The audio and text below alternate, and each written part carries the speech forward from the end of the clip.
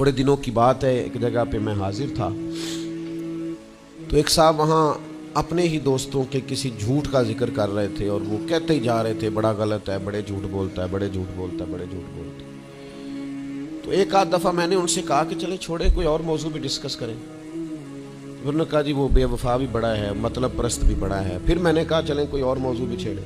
انہوں نے کہا نہیں جی وہ بندہ ہی بڑا غلط ہے۔ میں نے ان سے کہا ایک بات کروں؟ کہنے لگے کر لے۔ میں نے کہا آپ کو اس سے پیار بڑا ہے؟ کہنے لگے وہ کیسے؟ میں نے کہا آپ اس کا موضوع چھوڑنے کو تیار ہی نہیں۔ یہ جو آپ شکوہ کر رہے ہیں نا، اس کو نچوڑے نا تو اس کے اندر سے محبت چھلکتی ہے۔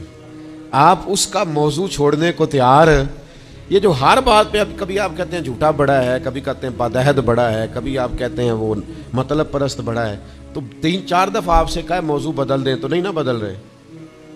اس کا مطلب یہ ہے کہ آپ کو اس شخص سے محبت، تو یہ جو آپ شکوے کر رہے ہیں نا بار بار، اسے بھی نچوڑیں تو اس کے اندر سے محبت چھلک رہی ہے۔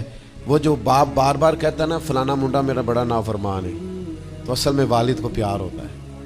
وہ بار بار جو اس کا ذکر کرتا ہے، بار بار لوگوں کے سامنے، اچھا بچہ کہہ رہا ہوتا ہے مجھے بدنام کر رہے ہیں، یہ دیکھیں جی بار بار ہر جگہ سے یہ میری شکایتیں کرتے ہیں۔ تو اصل بات کیا ہوتی ہے؟ اصل بات یہ ہوتی ہے کہ اس بندے کو اس سے محبت بہت زیادہ ہے، وہ چاہتا ہے اس پیار کے سبب سے، اس محبت کی وجہ سے کہ وہ بار بار اس کا ذکر کرے، بار بار اس کا تذکرہ کرے، تو تھوڑی عیب پوشی کا مزاج بنائیں، تھوڑا درگزر کی طبیعت بنائیں، تھوڑا ماحول کے اندر اس طرح کا مزاج لے کے آئے۔ ہم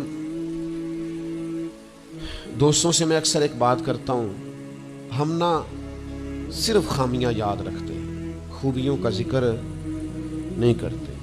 اس کا نتیجہ یہ نکلتا ہے کہ ہماری دوستیاں تیزی سے ختم ہوتی ہیں، تعلقات زیادہ دیر پا ہوتے نہیں، چلتے نہیں۔